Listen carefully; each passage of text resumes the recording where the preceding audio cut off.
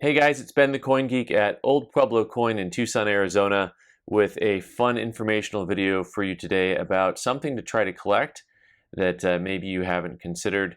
As always, oldpueblocoin.com, that's the company, TucsonCoinShow.com, also for the Tucson Invitational Coin and Currency Expo in January.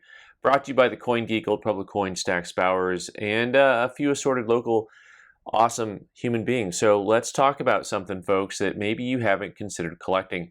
One of the things that I get questions about a lot is, what's next for me? What should I collect? What's challenging? What could be a good investment? And so there's lots of people who ask, what should I do? What should I collect? And, everyone's got their own ideas. I usually just tell people, collect what you like. Okay, right. But also, if you're at a restaurant eating a certain type of food that you've never had before, when you ask for a recommendation, you're asking for it for a reason.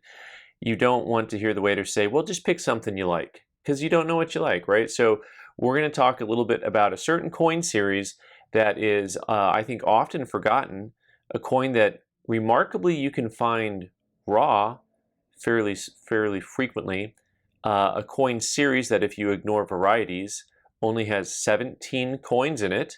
Ooh, this is getting juicy, right? A coin series that was only issued for 6 years. All right, are we catching on yet? Who's got me? All right, it's a coin series that was issued not to circulate in America. It's a coin issued that was also the only circulating U.S. coin that was actually legally demonetized. The act that was made to produce these coins was later repealed because of fluctuating silver prices, of all things. For those of you who don't know what we're talking about the trade dollar. The trade dollar is fun for lots and lots of reasons. The trade dollar is in some ways a stopgap between the seeded dollar, which was ended in 1873, and the Morgan dollar, which was started in 1878. The trade dollar was produced from 73 to 78, although it was legally designed to circulate overseas, but also it circulated stateside. Now, it's circulated overseas for certain. Lots of coins come back with what we call chop marks. That's where a local vendor or shop owner would go ahead and hammer a little mark right into the coin so that people in the community knew that this coin was accepted there, because it was not written in the local language. It was written, of course, in Americanese, right? So like English, we'll use English here. So this series has just 17 issues from 1873 to 1878, not counting any of the many, many different sub-varieties. If you get into sub-varieties, that's on your dime, okay? Now, this is the series that's a little bit more expensive than some of the other series that we've talked about. I know I promoted the trying to find proof Mercury dimes and Cameo. Good luck on that. And this series, what's interesting is that you basically have the Philadelphia and San Francisco Mint producing coins every year, and the Carson City Mint producing coins every year from 1873 to 1878. The only outlier there being that in 1878, they did not produce coins for circulation. So that was kind of like when the cutoff started.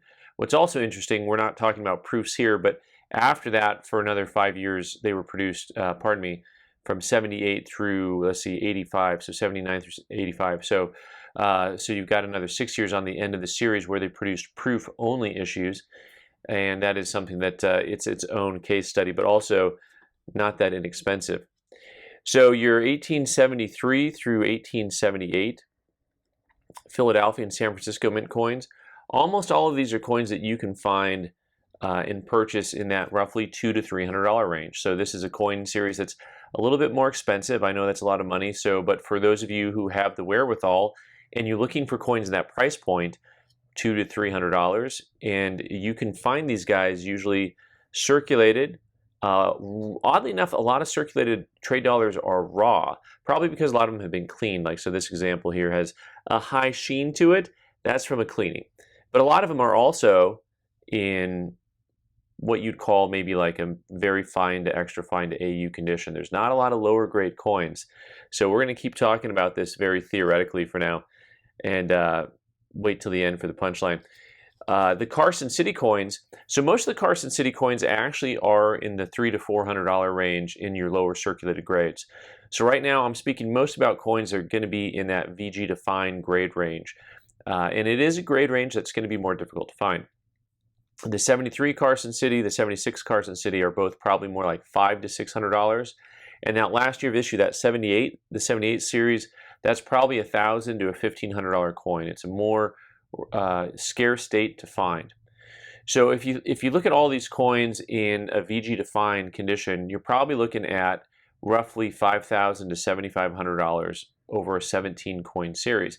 The fun part is, of course, what's fun about most coin collecting is the hunt, trying to find the coins. And for those of you who actually collect these coins, you know that I've just sent a whole lot of people on a wild goose chase because they're pretty hard to find, problem-free in VG to find. It's a very difficult grade point to find because a lot of them are cleaned, a lot of them are circulated. A lot of the circulated examples aren't certified. They might have problems with them. I've known guys who collect trade dollars with holes in them by date. I know guys who collect them with chop marks by date. So there's a whole lot of different ways that you can collect trade dollars. But also, if you get into the varieties and sub-varieties, of course, now you've got different obverse, reverse combinations. You've got a CC over mint mark, S over CC mint mark. That is one that's very popular as far as collectability goes. And so there's a lot of different genres you can get into. But once again, I'm kind of trying to give you the idea of let's focus on just normal dates only. Nothing extra special here. Low grade, problem-free. Go have fun with it. So for those of you who already collect this series, go ahead and chime in and let people know just how challenging this series is. And in the meantime, if you want to collect them in higher grade, go for it. Knock yourself out, have some fun. But I do believe I know a lot of guys that collect coins in that $100, $200, $300 price point, and a lot of these coins actually fit in that price point. But I feel like a lot of collectors don't consider collecting the trade dollar for some reason, unbeknownst to me. All right, guys, so fire away, leave your comments down below. I'm Ben the Coin Geek. You can subscribe by clicking on the owl button in the corner and watch more videos on the right side of the screen. Thanks.